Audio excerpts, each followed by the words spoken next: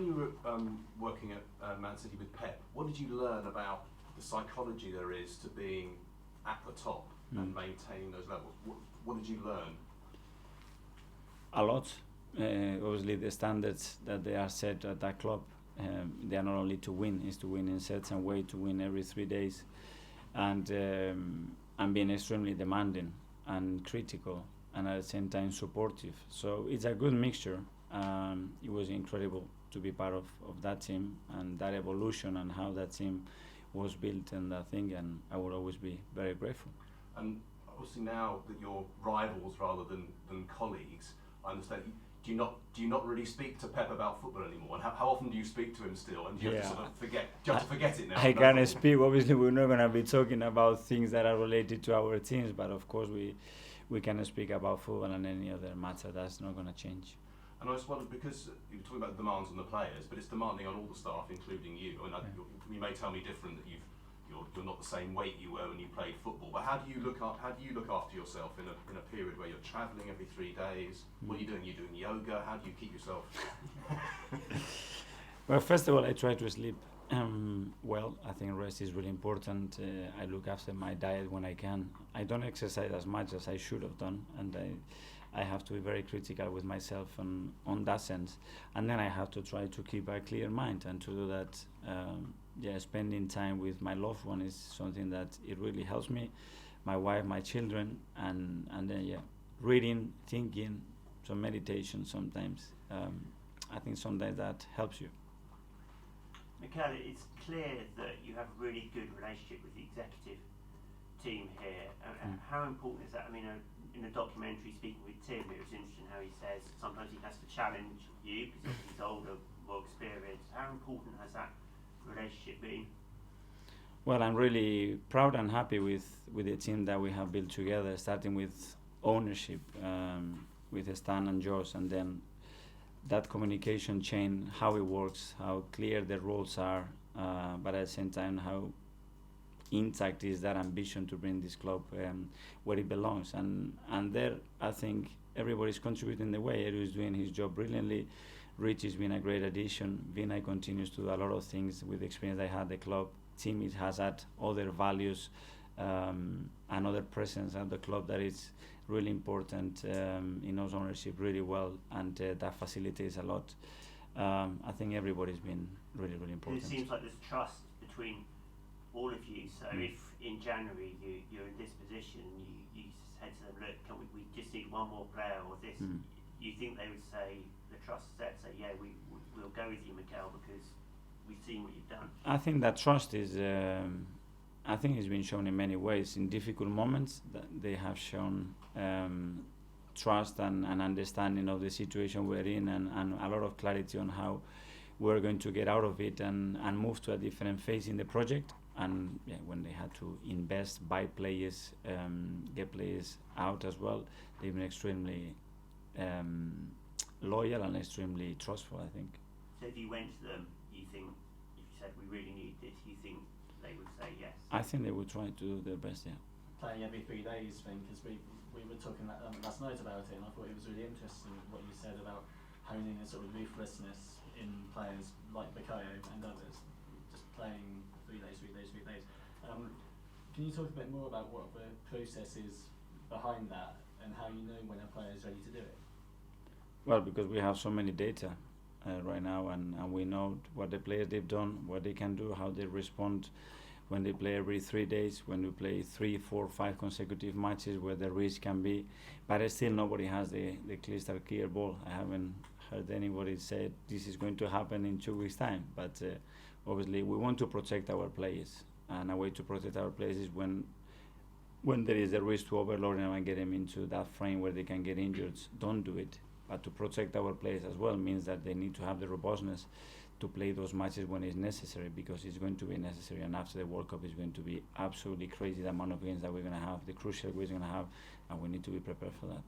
And in Bakayo's case specifically, I mean, it seems from here that there has been a bit of a step up this season in how strong and robust he is and capable of doing that, when maybe previously he wasn't quite there.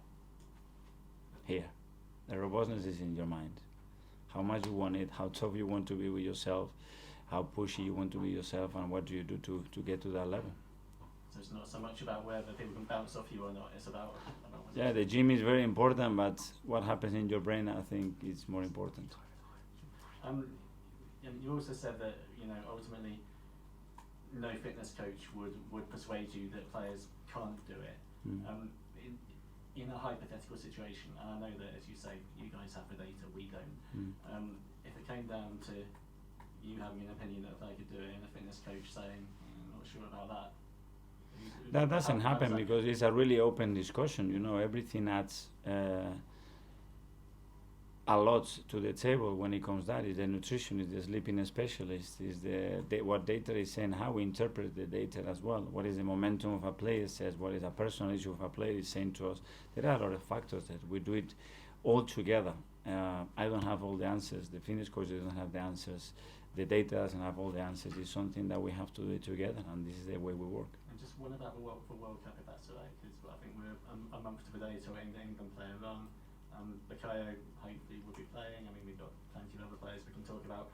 Is that coming at all into your thinking now about how you manage players? Because we've seen players like Reece James, we've seen Jota from Liverpool, for example. There's a few people picking up knocks at this point. Is it something that factors in for you at all at the moment? It does, but I don't know those cases, and we have injuries that were traumatic injuries. You know, we have an injury with Alex in his calf that he never had an injury in his calf before. So it's a lot of things that are very difficult to predict. We try to do the right things, and then football is so unpredictable that this can happen. Have any international managers, is there conversations with, well, not just like Gareth, but other international managers, do they come to you? Have you spoke to them this season? Yeah, we spoke to them, to many of them, just because it's great for both managers to have an update of where they are, not only physically, mentally, issues that they had, things that we insist on them, what it helps a player and what brings a player down. I think it's really important communication, and we're trying to build those relationships. You touched on your start to the season, it's 13 wins from 14, but unless you achieve your goals at the end of the season, the start doesn't really count for anything, does it? Yeah, I agree with you. Can I ask just quickly about Gabriel Magalhaes? A lot's been made about William and how he settled into the team this year, but it's almost gone under the radar almost how good Gabi's been, I think, isn't it? Well, I think obviously when we look at a central defender, we look partnerships, and I think Gabi's made William a better player, and I think Willie helps Gabi to be the same.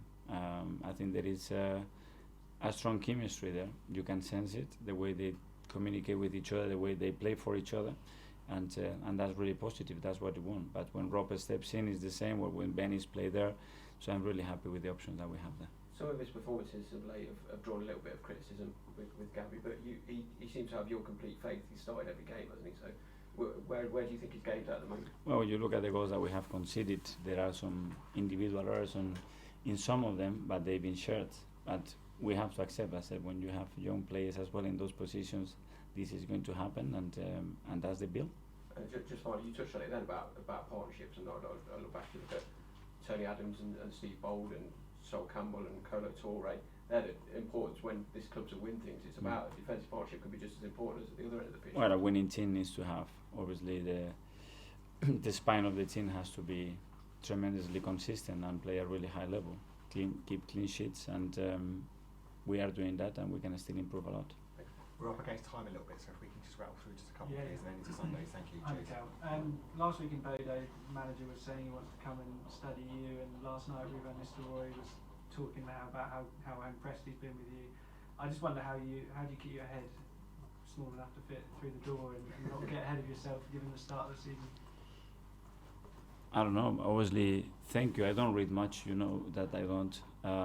But I gave Ruth as well a lot of compliment, and I give the manager board a lot of compliment because I thought that's the case. I think we learn from each other a lot. I think watching other teams, other way of doing and speaking to other people, I think it's really rich, and if you want to evolve, you have to do that, and we are constantly trying to do those things as well. And is there someone, or either at home or a coach, who keeps you in check if when it's going really well and you're getting confident? Who's someone who brings you back down to earth? I don't know. The people I always speak to, they don't change the way they are with me. I don't change. I demand myself more. I look much more for the things that we have to improve, with the things that we do really well, and that's the thing. When you are in a really good moment, the hardest thing is to maintain it, and we want to prolong that period.